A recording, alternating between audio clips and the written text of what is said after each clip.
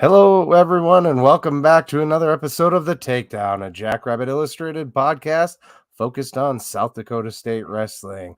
Once again, I'm joined by my co-host Alex, and we also have special guest, head coach Damian Hahn. Alex, how you doing today?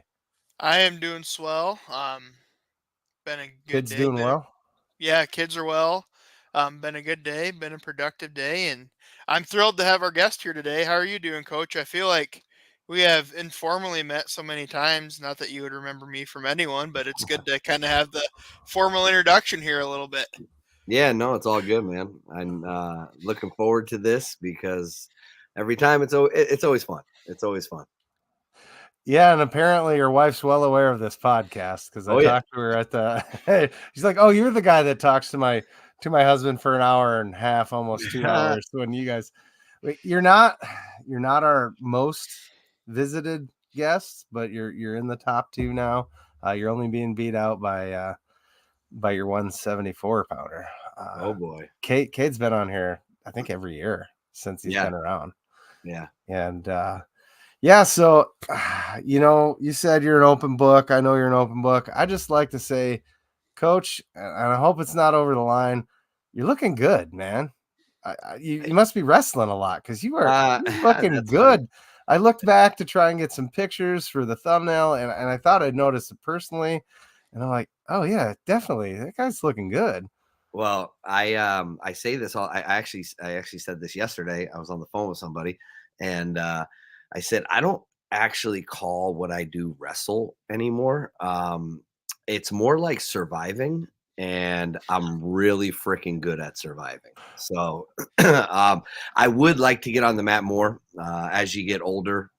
It's little things happen here and there, and so it's funny because we were down at the Virginia duels, and it was the night before where we got our guys, and we are getting down to weight, and I'm going with Tanner Cook, and we're kind of just sparring and playing around, and the dude foot swept the hell out of me, and I kind of go over, and my heel smacks on the ground, and I swear I thought I like fractured my heel, and so that's kept me out for a handful of weeks here, and but usually, yeah, I mean we try to get on the mat as much as possible with the guys when needed, right? I mean it's one of the only sports out there where you got coaches, one getting their hands on guys, and it's physical. So I always like to kind of joke. It's like, man, I'd love to see Hendo out there just dunking on some dude, or or Jimmy throw the pads on and jack some guy up. Oh, don't tempt him. He Don't might. tempt him. But no, man, that's what we do. That's what we do.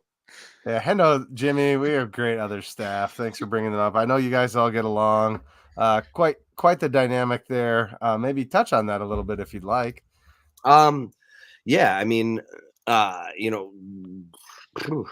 see here. I mean, Cam, I mean, and I have known one another from his days being recruited at Cornell, and coaching him, and after he graduated, he stuck around our program and continued to help out within our club. And then I always told him there would be a time where we're going to be on staff together, and South Dakota State was that time. And so I brought him along with me, and I love each and every one of them.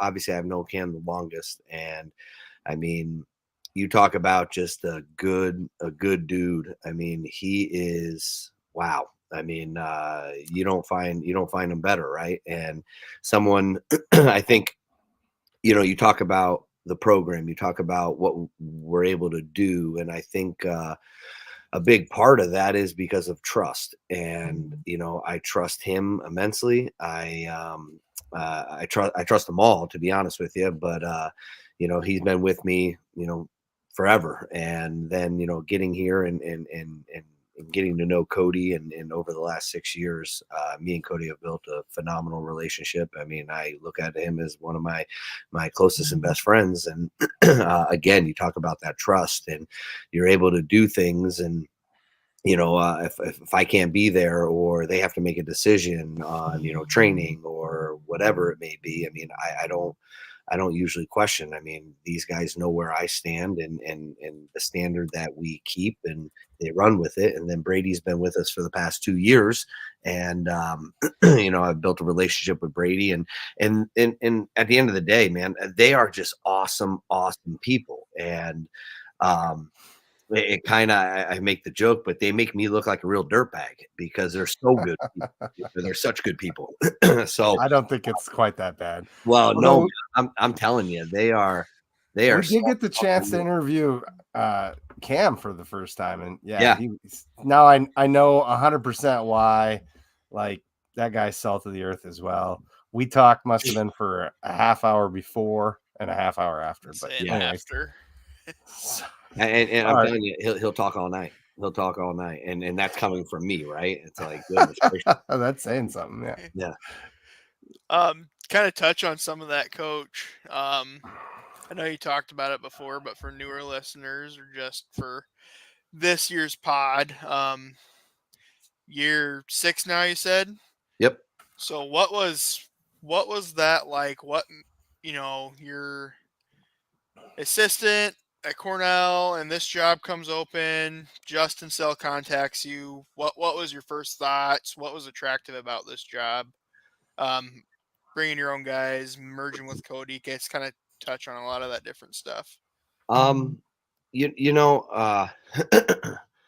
I think, and I don't live my life this way, but some things have happened in my life, and it kind of like, I don't want to say a light bulb goes off, but it's like sometimes the best things are unexpected, right? And when it came to this opportunity, it was the furthest from my mind, I guess you could say. I mean, there was a plan in place, and I was going to stay at Cornell, and kind of do my time, and hopefully take over for Rob when he retired. And all of a sudden, I've had other opportunities to leave, and some just weren't the right fit, the right dynamic for my vision, and where I thought we could take a program and build. And so this kind of came out of left field, to be quite honest with you. And Justin,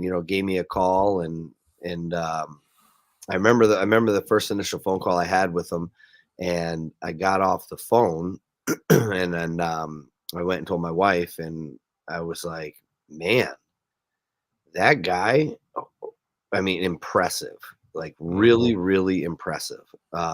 He reminded me a lot of our previous athletic director at Cornell, Andy Noel, and younger, but the same energy, the same vision, the same just gung ho about what the program could do, and kind of got me fired up about it. And obviously, fired my wife up a little bit. She's from Minnesota, and got off the phone and told her, and I was like, I think this is a place that I'll take a look. And when I came out, I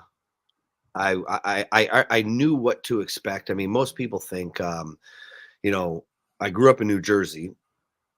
I went to Minnesota, and then going back to the East Coast and going to upstate New York. When most people hear New York, the first thing that comes to mind is, oh, New York City. Like, wow. And it's like, dude, Cornell's in the middle of nowhere. Like, I mean, there are parts of Ithaca that, I mean, you don't have cell service. I mean, like, you're in the kind of the foothills, and it's a beautiful area, but you're surrounded by dairy farms and state parks. And so coming out to Brookings, it was, I kind of had the same idea of what it would be like, but without, the terrain, I guess. And came up to campus, and campus was, relatively the same size student body as Cornell. Cornell had 14,000 people, and or students, and then, SDSU sitting around 11 or so. And so it was very familiar to me. But the one thing that kind of stood out was the facilities, right?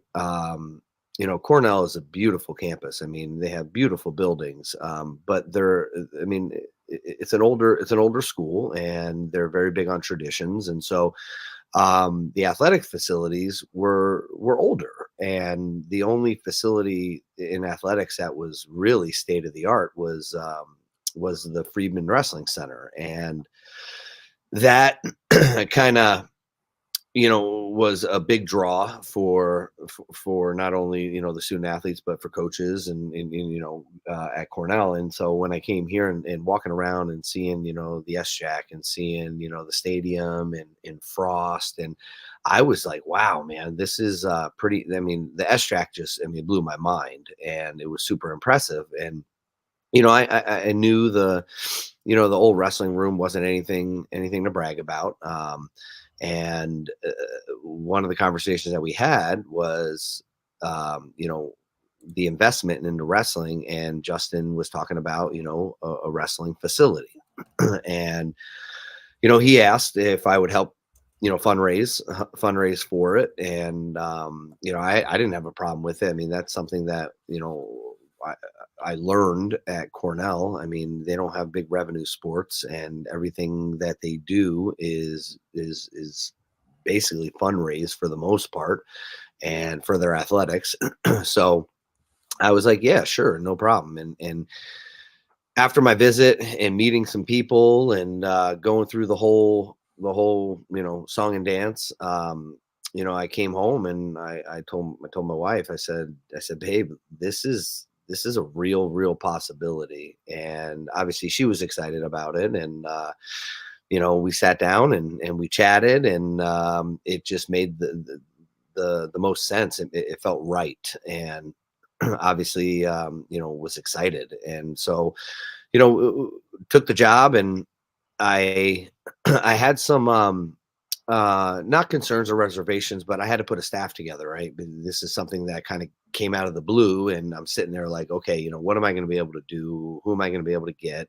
And like I said before, I already had, Cam in the back of my mind. And, I told him, I actually told him today, because it's funny, I had his performance review, and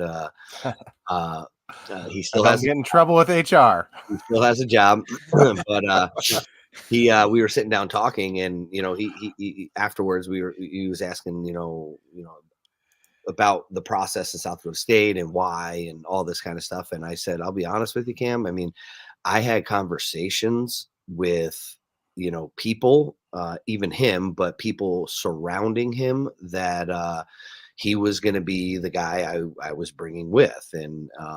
And he had to take some time and kind of work through some things because he had prior commitments. But I knew deep down in my heart that he was coming. He was coming with me, and that gave me some peace, right? It gave me some peace because I didn't really know what I was getting myself into from a personnel standpoint. I really didn't know Cody. I met him on my my interview process, but I didn't know, enough about him to tell him, hey, listen, we're gonna move forward with you or not. And he appreciated that. I told him I would do my research, but it gave me a sense of peace knowing that Cam was coming with me. And so I felt good. Hit the ground running. And when I got out here, Cam didn't come for about another month or so because he had obligations. He had to kind of tie up some loose ends. And I got to get to know Cody. And I actually lived with Cody for about a month, and lived with him and his now wife, Haley, and got to know them really well. And the more time I spent with them, it was like, man, this dude is an absolute workhorse, and he is passionate about his career. He's passionate about the kids. And that's something that, I don't want to say you don't see in our world. I believe I've said this before, and I believe there are only two types of coaches in this world. If somebody can come up with another, let me know. But there are two types, and you got the coaches that will win at the expense of their athletes, and you got coaches that will win with their athletes. And Cody he's going to win with them. And our policy, you check your damn ego at the door and you come to work, and it's all about these kids and developing them and making them the best they possibly can be. So does it other areas kind of your life take a little bit of a toll because you're not spending all the time in the world? It does, but you got to have a supportive system, a supportive spouse and partner to be able to go through this and do what we do. I mean, I literally got home right before I jumped on this podcast, and we were at the facility from 7, 8 o'clock this morning and until now. And so it is a lifestyle. And coming out and getting to know Cody, and then kind of going through, who to bring in. First, we had Chris Dardanes, and Chris was with us for, goodness, three years. And then Chris moved on and got a teaching job down in Iowa. And then we were up for another coach. And my college roommate and teammate back in Minnesota, Jared Lawrence, who he runs one of the premier clubs in the country, Pinnacle, out of right out of the cities. I got on the phone with him and I'm like, Jared, man, I need a middle guy, someone who can, get on the mat, someone who can, work with, everyone, but a smaller guy. Cause if you look at our staff, we're all pretty big dudes. And in wrestling, it's, people kind of pigeonhole you a little bit. And it's like, well, where's the little guy? Where's the big weight coach? And it's like, listen, we get on the mat with every single one of our guys from heavyweight down to 125. And it's, you don't need to be a specific size, but in the wrestling world, everybody looks at that. And so Jared kind of told me, he's like, Damion, Brady's going to be coming back, to Minnesota. And, he wants to, start a club and start coaching. And I was like, well, hell, man, we'll give him a call. And so I called up Brady, had a great conversation, got him to Brookings, and he loved it. Loved the size of the town. He's from Casson Manorville, a small town in Minnesota, just west of Rochester, and it just fit for him. And it was a good situation, and he's been with us now, 3 years, and I feel like I got the best staff in the country. I mean, I go to bed at night not having to worry about things. And I assume it's the same, it's reciprocated on the other end, because we all take care of what we need to take care of. And what comes first is this program and these kids. And it's not going to change. And I think that's why we're having some of the success that we're having, is because of our culture. And it stems from, the people that these kids surround themselves by. And my staff is, they're just salt of the earth guys, and they work their tails off, and they don't have egos. So I think that's important. Yeah. And all my interactions with Cody and Bergie and Cam have been just fantastic, especially since I've got a chance to interview them all now. Great guys. Speaking about success a little bit, let's talk a little bit about the season, if we can. Have some success, more success than we have in the past. Got up to number 10 in the coaching rankings. Or maybe talk about that a little bit and how the season's gone so far and where you see us trajectory wise. Well, every year that we've been here, we've hit milestones, right? In a lot of different areas, from the the academic side, from the wrestling side, from if you want to talk about fundraising, you want to talk about just so many different facets within our program, we have hit. And it's been kind of an upward trajectory with a lot of it.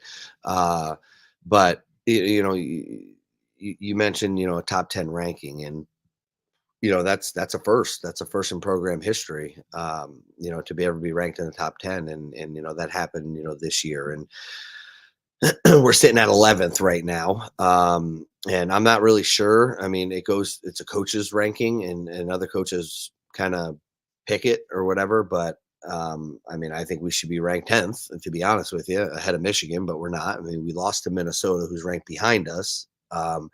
Minnesota's best win is us, and our best win is Michigan. So it's like, I don't know, whatever. You're splitting hairs a little bit. And then, another, another, first for our program was, for the first time in history, we had 10 guys ranked, and that is another milestone that, goodness, I mean, that's huge. It's huge for your program. And then, speaking of, Michigan, and, we wrestled Missouri this weekend, but it was 3 years ago, I believe, we wrestled Missouri, and it was our first ever top 10 win against a top 10 program. And that was 3 years ago. And then this year we got our highest top 10 win when Michigan was ranked sixth. So, there's been a lot of good things. It hasn't all, it has not been easy. I mean, we've talked about this, Chad, Yeah. that first year that we were here. I mean, it was part of my French, but it was dog doo-doo, man.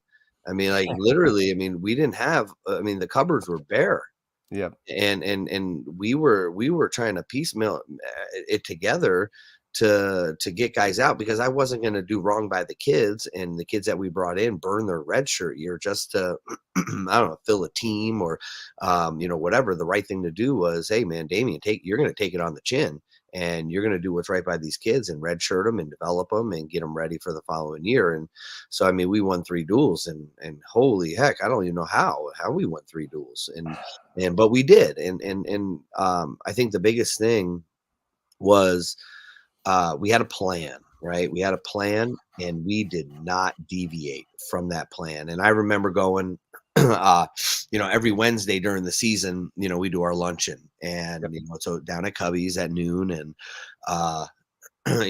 they came off one of the most successful years they've had at the Division I era the year before.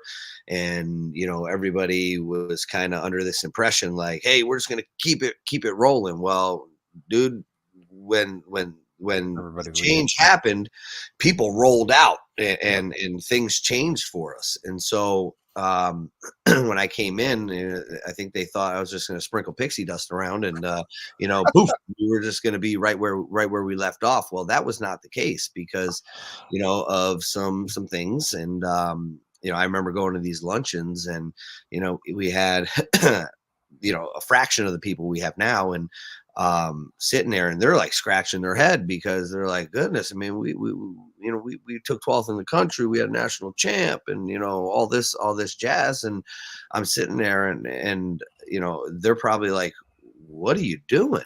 And I had to reassure them, and it's like, listen, I'm not going to deviate from the course. Like, what somebody does, what a panicked person does when things aren't going right, they change everything up. And no, we have a plan, and we're going to stick to this plan, and we're going to ride this plan. Because I said this, to a lot of different people, and it's like, listen, nobody can sit here and tell me that the system that we had in place at Cornell did not work. It took time, and now they have been a perennial program for, heck, I've been gone 6 years, and out of the 12 and a half that I was there, 11 and a half of those, they were in the top 5, the top 10, and we took second and third and all that. So it's like, nobody can sit here and question, the system.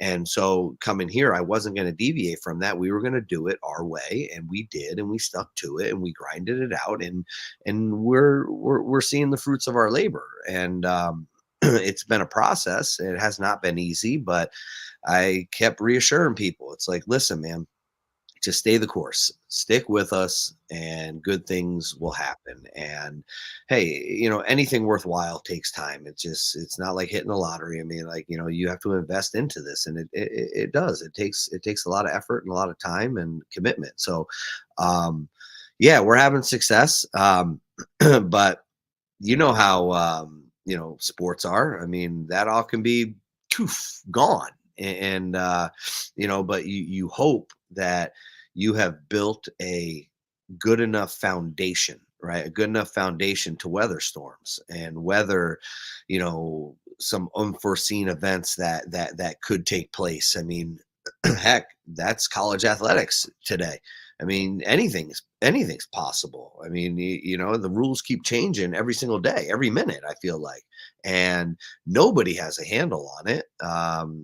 So it's tough. It's tough to kind of navigate, but we're doing what we can, and we're doing it our way. We're doing it, I believe, the right way. And we got a group of young men that hey, they'll stand right up and say the exact same thing. So yeah, we're having success, and it's winning's fun. It is, and I think there's still a lot more to go, a lot more to come. Jordan's comment here said nail on the head. Everyone that's listened to the words knew this was part of the plan. Jordan, aren't you supposed to be working right now? Don't you have Stagger to go check? To kind of build off some of that, talked about the current state of college athletics, and we have you on here, so I kind of want your opinion on this, Coach. And Chad knows my opinion on this hot button topic, but Yeah. Duels in college wrestling been a bit of a hot button topic the last 2 years. Yep. Well, do you find value in them? And if yes, I'm assuming yes. Maybe that's wrong for me to assume. But if I'm assuming yes, how do we incentivize them for some of these other schools that seem to want to? How do we fix it? Yeah, right. How do we fix it? It's broken now. Right? It's broken. Right or wrong? I okay. I mean, this is a long. This is a 2-hour conversation. Sum it up just a bit. Yeah, you can devote a podcast just to this alone. But I am a firm believer in duels. And I think the number one thing why is you talk about fan base, you talk about building momentum, you talk about just school spirit, right? We wrestled Michigan, and I can tell you right now, I mean, there was close to 3,000 people down at the Pentagon, and I mean, it was a packed house. And I would be willing to bet that 90% of those people sitting in that arena had no idea who was actually wrestling. They knew Michigan was wrestling.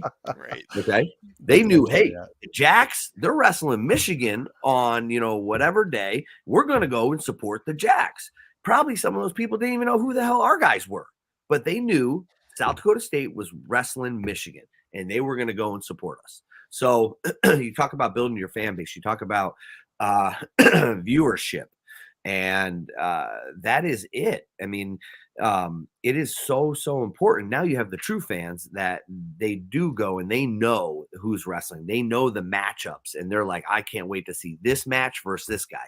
And that is a little bit more in depth into the weeds, but I am a firm believer on duels. I think it's the best way to build your brand, because it's a team. And honestly, you are in a dual meet, you are as strong as your weakest link, man. And everybody plays a part, right? Even in a loss, it plays a part. Like, you're outmatched. Hey, listen, don't give up 6. You can only get give up the decision. I mean, you played a part in winning that duel. And so I think that's super important. How do you make it more important to other teams? I mean, and this is the tricky part, right? Because you can say whatever, you can put rules, you can put a financial commitment onto it. Like, you can do whatever you want, but the big thing today, and it's warranted, right? You talk about the overall health and well-being of student athletes. So what is to say that, hey, my guy woke up today with 103 fever, he can't wrestle, and the coach is lying? I don't know. Yeah. But you're going to throw a kid out there, and God forbid he does get hurt. You know what I mean? So then you're dealing with a whole nother set of things, and and it could get worse. It could get bad. So how do you incentivize duels? Well, I think So I don't know if it's public yet, but like for example, I just agreed. The NWCA is Mhm. our wrestling governing body outside the NCAA, and they want to do a national duels. They had a national duels back in the day. When I was at Cornell and when I wrestled, we wrestled in national duels. It was ran by the NWCA. They don't do it anymore for Division One, but they want to establish a Division One national duels again, and it's only gonna be for mid majors. So you take the Power Five out, and Mhm. then all the mid majors they want to do a national duels.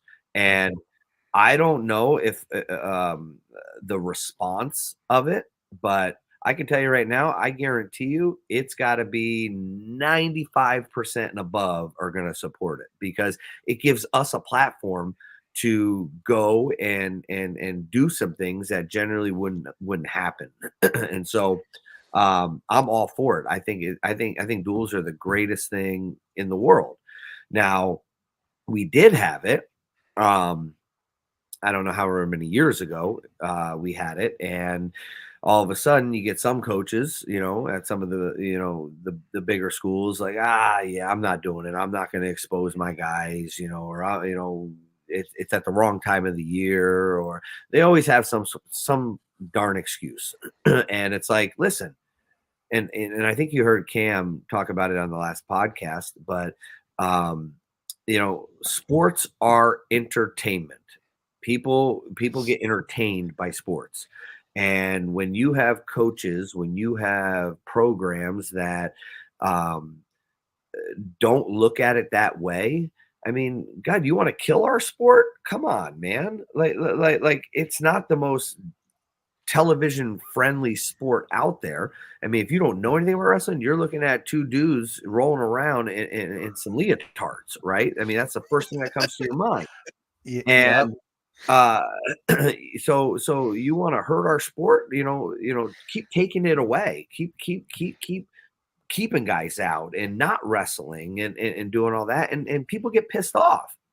So make it count, make it mean something. So what we're going to do for the NWCA, the mid majors, I think it's awesome, but it would be great if you had some sort of component like a scoring system that maybe duels. Um, you have some sort of dual format to the national tournament. You still have your individual tournament, but the dual format kind of adds points to your overall points. And so, because you could have a team that's got, I mean, okay, look, we beat Michigan, right? When we come to the NCAA tournament, I think they got like 6 or 7 All Americans. We have 2, right, in our lineup. Now, I think we're going to get more, but we only have 2. They have, I think, 6 or 7, and one of them is a national champ. Technically, they should score more points than us at the national tournament. Where in a duel, their national champ, he can only score 6 points. Where at the national tournament, if he bonused everybody, he's scoring 30 points. Yep. And so is that really a team? Like, you know what I mean? So maybe make a component of it where you have this kind of dual format. You take the X amount of top teams, and maybe it's before or after. I think it would be better after because what you do is once you have your national tournament, let's say you take however the standings finish at the end of the year, you take the top, I don't know, 24, 32, whatever of the individual standings, and then you take them and then you put them into a dual format, and then to be considered the national champion overall, you get points for advancement. You get points for, how you do in this dual meet format. And then those points get added to your overall total. And hey, it might be competitive because people love Cinderella stories, right? And you see that more often in team sports than you do in individual sports. Um, when you see a basketball team make an unbelievable run, you're like, oh my God, never heard of this team before. And then, they're in the Sweet 16, the elite whatever, 8, or I don't even know. But they make these runs and people are like, wow. And so you do something like that and you can make it matter. Or you put a financial commitment onto it. And it's like, listen, you know, if your guys are healthy, they wrestle, they don't duck, they don't sit. And if you don't, you know what? You get fined. I don't know. I mean, and some of these programs are like, yeah, hit me with a fine. Who cares? But hey, you ain't getting that from us. I mean, like, I'll tell you that right now. I mean, we'll wrestle. You know, we don't duck anybody. I mean, like, we will have a guy out there. We will be wrestling, and it is what it is. And so, I don't know, man. I think there are probably better ideas than I have. But That's super unique. It's something I hadn't even Yeah. thought of, and I Yeah, that's a cool absolutely love idea. it. Because only thing I could come up with prior is like, what if that's and it works better for conference tournament than NCAA's, obviously. Well, what if that's your third criteria? So, conference record, head to head, team dual score yeah, in the seeding meeting. But I love that having How the many points you score for your team in a duel? Yeah, yeah. that's a good idea. that Yeah, that's a good idea. Yeah, I mean, Is that what you meant? yeah, I yeah mean, you could use that. I mean, like, honestly, I think there are a lot of things that you could do. Wrestling, and again, Chad, you know this. I'm not a sports guy. I'm a wrestling guy, so I don't. No, I Really was just gonna follow. say, like, you're totally Yeah, forgiven for yeah, not knowing the Elite Eight, yeah. Final I Four. don't You're follow a not a lot of the other basketball guy. things, but when it comes to wrestling, I feel like a lot of wrestling people are traditionalists, yes and Yeah. they like riding time. They get frustrated with this out of bounds stall call. Well, just make it freestyle. Like they like what we have, and they don't want to deviate from that.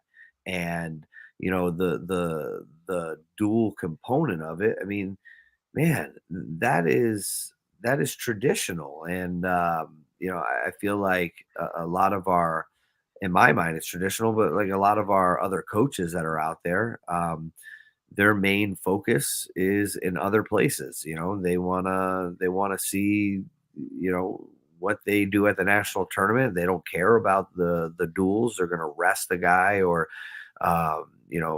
avoid competition because of seeding, or whatever it may be.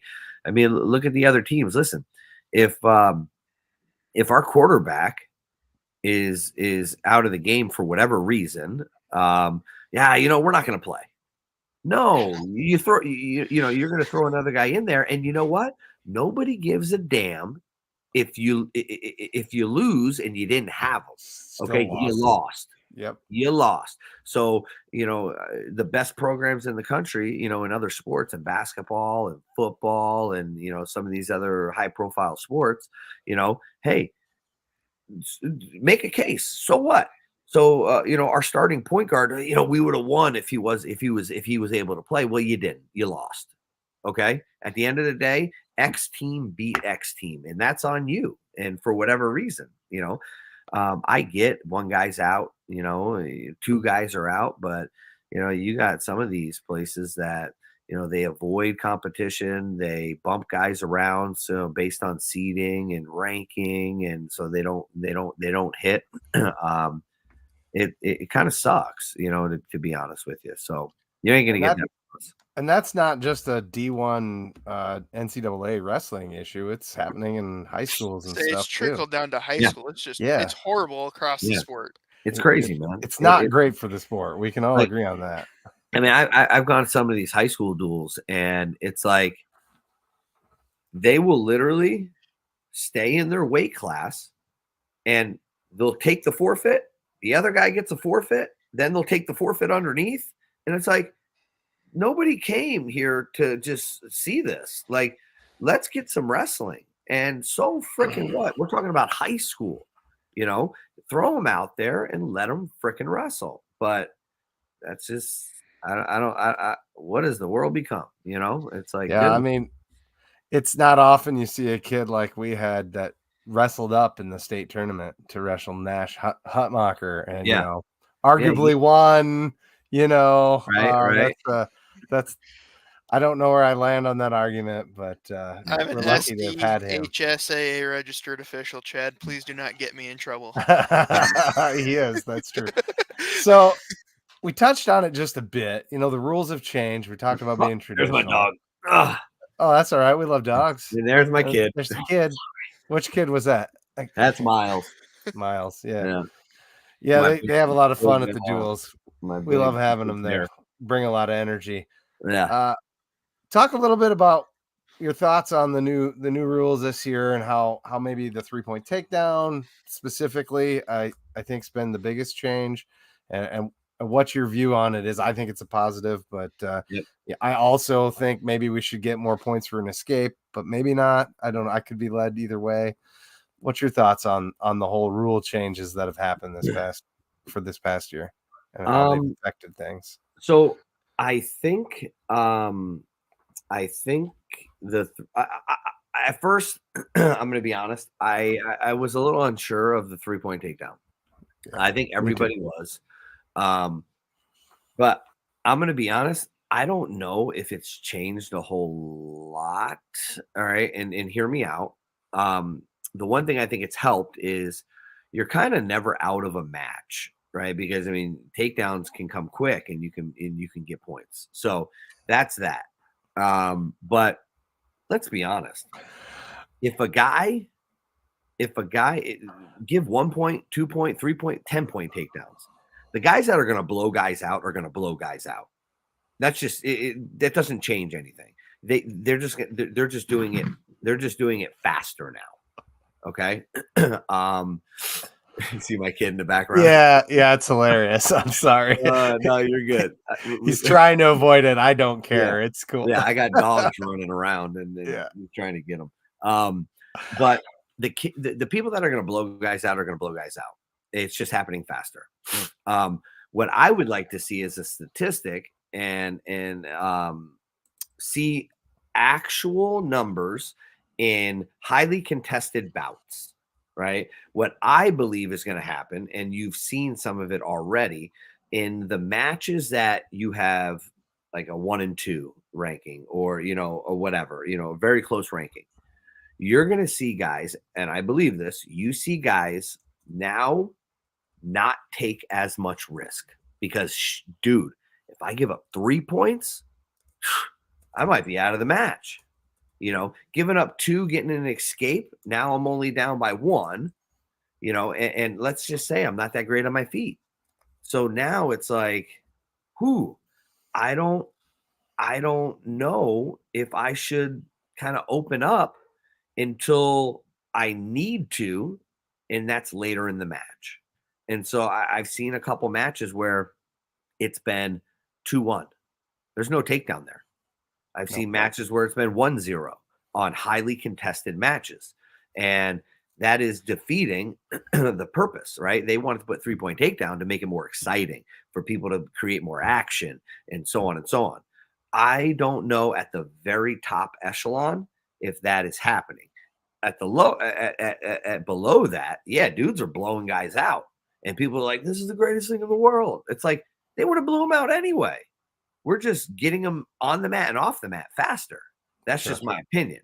So I like the 3-point takedown. I do because, like I mentioned before, you're never out of a match. You can kind of claw your way back in where it was harder. I mean, you get a takedown, you cut him, you only got a 1 point. You get a takedown, you cut him, now you're at 2 points, where it doubles it all. And so you can get yourself back into a match, which I like. And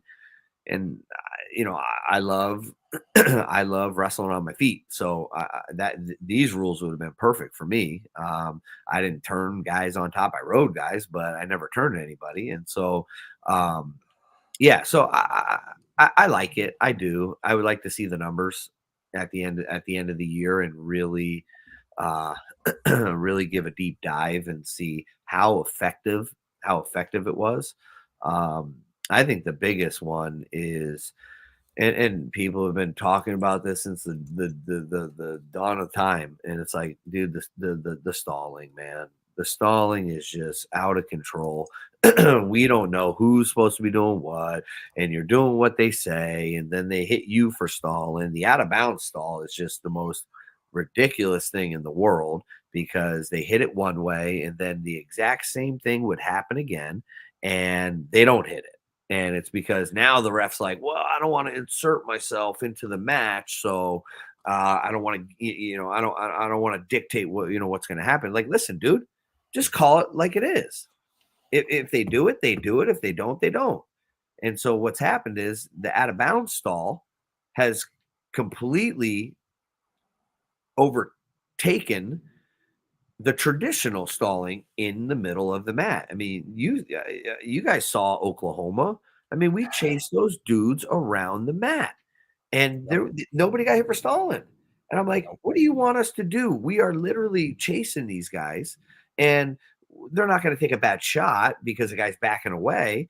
And so, like, literally, they're just trying to get a hold of guys, and there's nothing's happening. And I've told the head guy, and I was like, listen, just like the out of bounds, they'll always hit that first one. They rarely hit the second one. And so you do that to encourage the guy to stay in, right?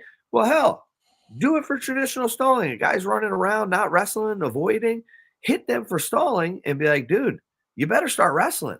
And, hopefully something goes off in my mind and I'm like, oh, hell, I better stop doing what I'm doing or I'm going to get a point, given to the other guy. And so I just think our how we think or our mindset about it needs to shift a little bit.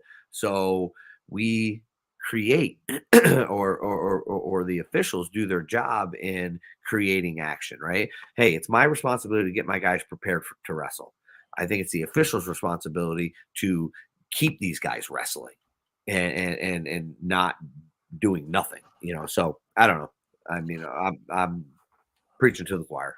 Yeah, and 100%. I might have accidentally said I think there should be 2 points for an escape. I meant a reversal, actually. Yeah. Reversal, I think, should be more valuable than an escape. But anyway, we mean what you know, Chad. Shift gears a little bit here. We talked about the importance of duels. We have a really big one Sunday. Talk about the importance of getting maybe some fans in the building. I saw Cubbies, or the university's doing a promotion with Cubbies where students, off chance anyone's listening, $500 Cubbies drawing. That's a lot of food and beer. And my own personal request, or everyone call it, Coach. Can we maybe please start at 285? we want an Elam to start and an Elam to end. Is that what you're saying? Well, Slow and Elam part 3 to end the duel would be a blast. That would be pretty cool. Yeah. No doubt. It goes back to, I'm a traditionalist, man. And I want to start at 25 every single time. You like having Tanner start, right? Yeah. I mean, that's just me. And I that's where I'll always go. I thought it was interesting when OU wanted to start at 285 because I'll just be honest, they were unsure if they were going to wrestle Buchanan. Yep. And that's a situation like we just talked about. They were unsure if they were going to wrestle Buchanan. And I still think they shouldn't have wrestled him because he ain't going to major Sloan. And even if he majors Sloan, we still win the duel on points. So he needs to tech him or pin him. And if you're looking at it that way, protect his seed. He would have got the number 1 seed at the Big 12 tournament. Don't wrestle him. So I like starting at 25. TJ, he's our spark plug. He's gonna go out there and he's gonna give you everything he's got, and he kind of sets the ball rolling for us. So I mean, and hell, he's got a banger, at 25 this Yeah. week. That's gonna be a fun one You know? too. Noah Certain's no Yeah. joke. Yeah, He's like number 9, 8, Uh-huh. depending on what you're Yeah, looking I at. mean, he is tough, and TJ has lost to him the last couple times. He's been wrestling really well though. Say, but he's beat him TJ before has. too. Yeah, I mean, he's been wrestling well, and I think that this is a match that he's looking forward to. This duel, is going to be huge for us. We planned it this way to hit these solid teams. We always finish with NDSU, but we hit these solid teams to kind of give us what we need, in preparation, for that postseason. And I mean, they're having some Cubbies giveaways. They're handing out the national qualifier magnets, and no, I think it's important. This duel is going to be a big duel, and what helps us, I mean, we need every advantage, especially being at home. Frost is a very hard place to compete in. We have seen that with our basketball teams, and we need to create the same environment for our guys on the mat.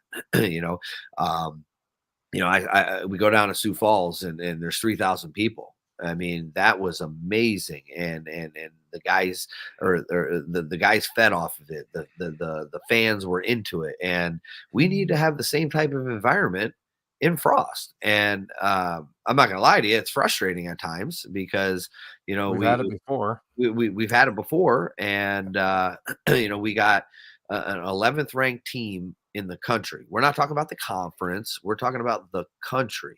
And there's only one mid-major that is ranked higher than us, and that's Cornell. And we're up there with the Blue Bloods, and get your butt in the stands and cheer these guys on, because it is a street fight with rules, man. Who doesn't like watching two guys go out there and duke it out? Like, I mean, get in there, make the environment crazy, make it hard to wrestle in, and support these guys, because they don't go out there just to do it for themselves. I mean, they came here to South Dakota State because of the support, and that we have in our fan base, and we need to have a packed house coming in. And just to further bolster the quality of wrestling, there's a ranked guy in every match, and it's going to be 7 ranked versus ranked matchups. I mean, what more can you do for $20 on a Sunday afternoon in Eastern South Dakota? Uh-huh. You got it. You said it. And the atmosphere is as electric as any WNIT anybody's ever been to. When it's rocking for wrestling, oh yeah, you know how into it wrestling fans are. It's a different type of into it. It's a way more raucous environment. Yeah, I'm excited. Honestly, I'm very excited. We got guys that I think can really pull off some upsets. I don't know what I'm looking.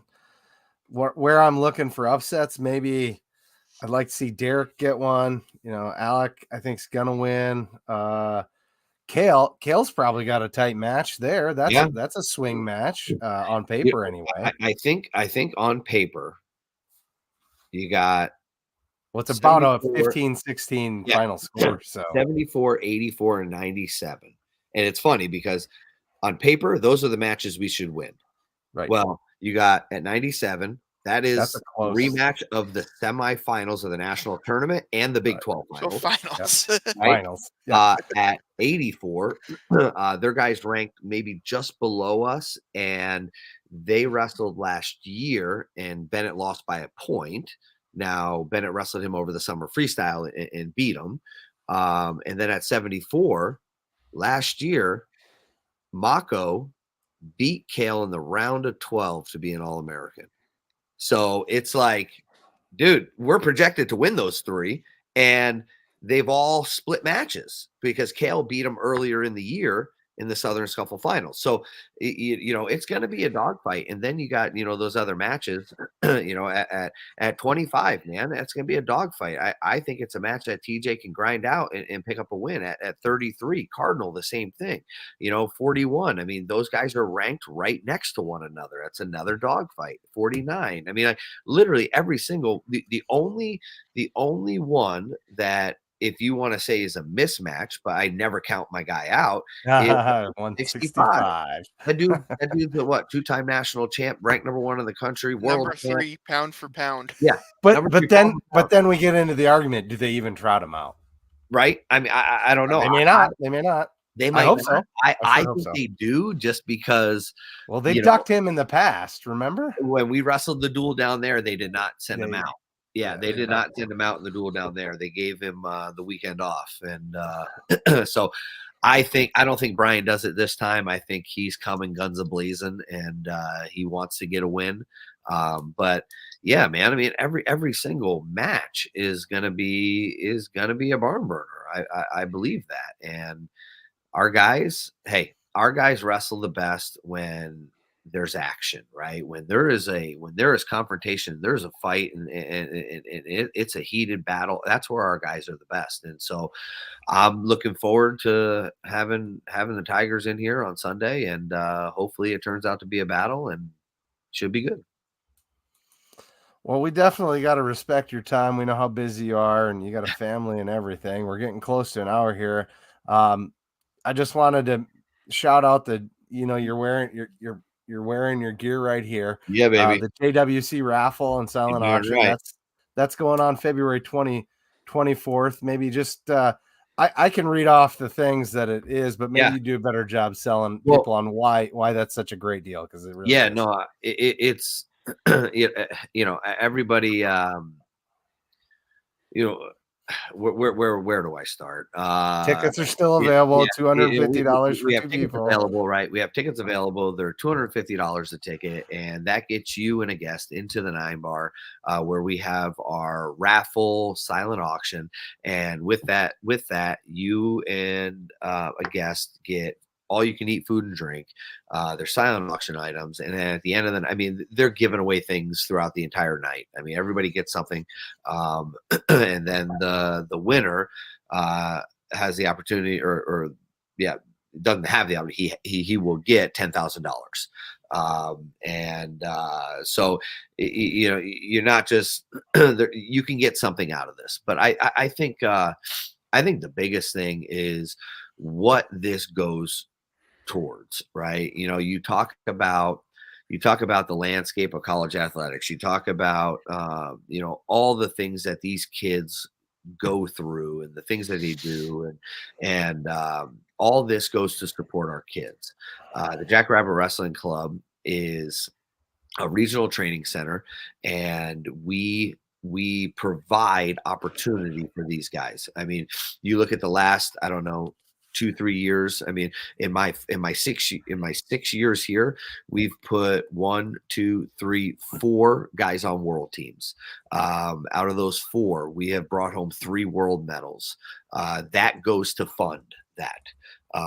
It pays for their training. It pays for their travel. I mean, going down, Bennett last year, I mean, he went down to Chile, won a Pan Am gold. He went over to Amman, Jordan. And, we went over there and he took a bronze medal. And so, like, that stuff just doesn't happen. We raise money for all these things, and it goes directly to impact our guys. And so I encourage, everyone who's listening and who's going to be checking this podcast out, it's vital. It's vital for our program, and it's a good time. Oh, it's a great time.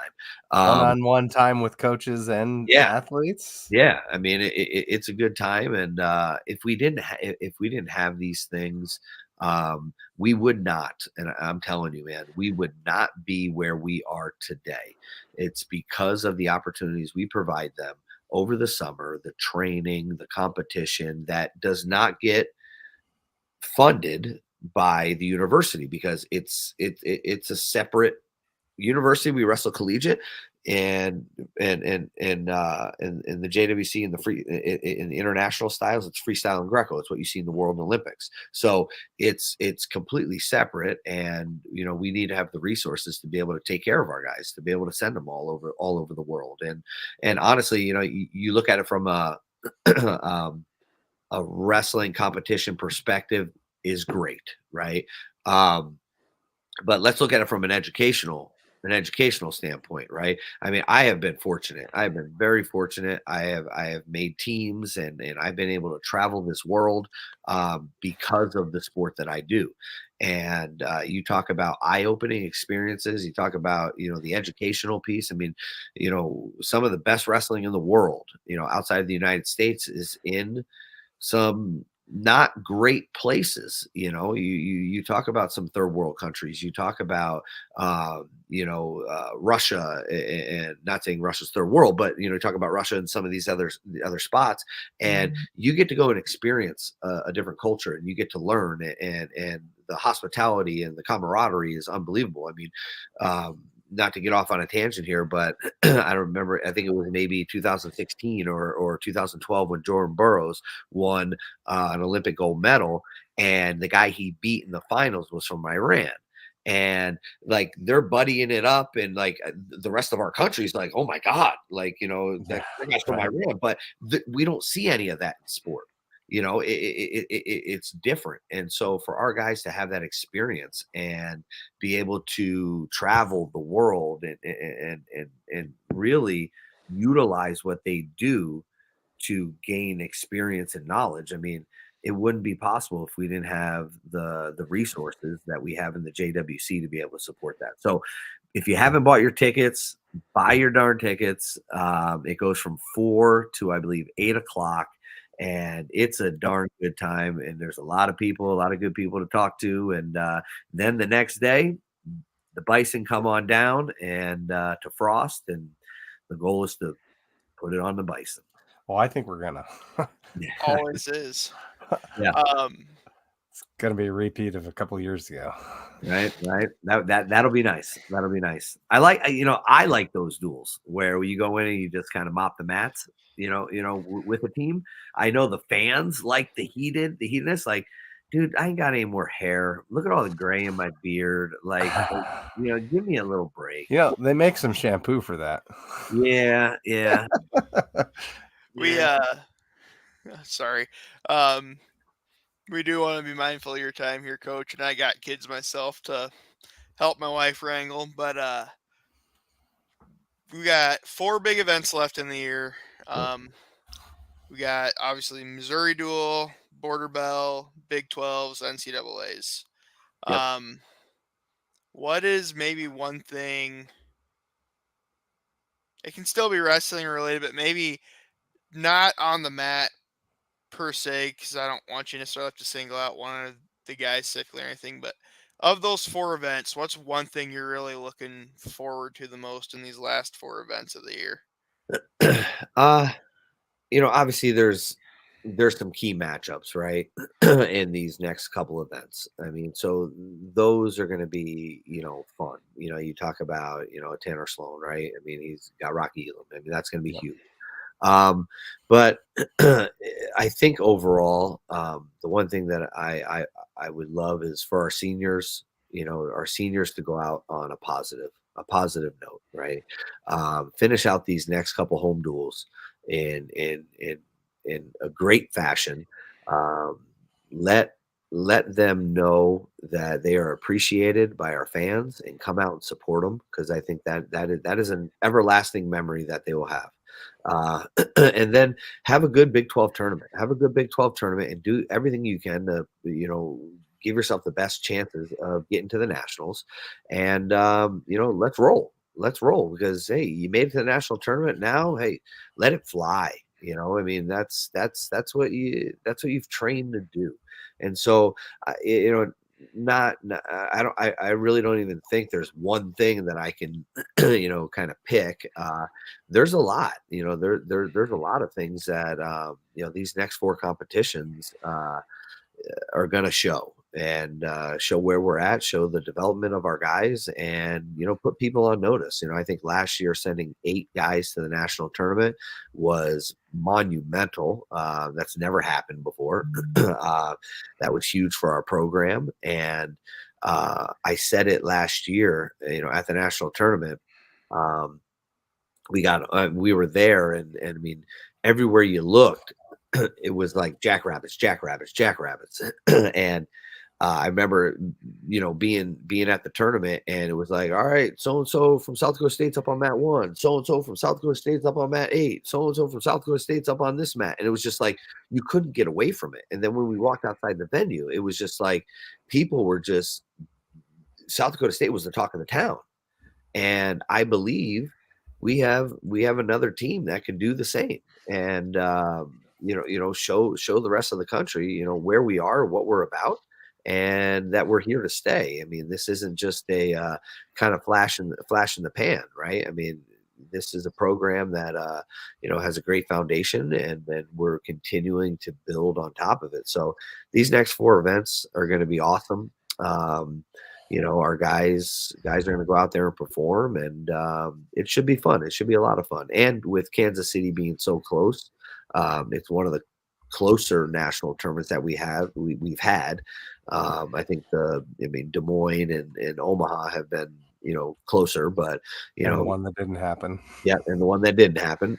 But Kansas City being so close, we have a strong contingent of fans going, and I know not all of them are happy because we got we got allotted X amount of tickets, and I mean we got a lot, but I mean I think we got allotted 200 some odd tickets because of where we placed, and we had over 470 requests. And so I wish I could have got more, but I couldn't. And, but even then, man, come down, you'll be able to scalp tickets and come and support. And it's going to be an awesome time.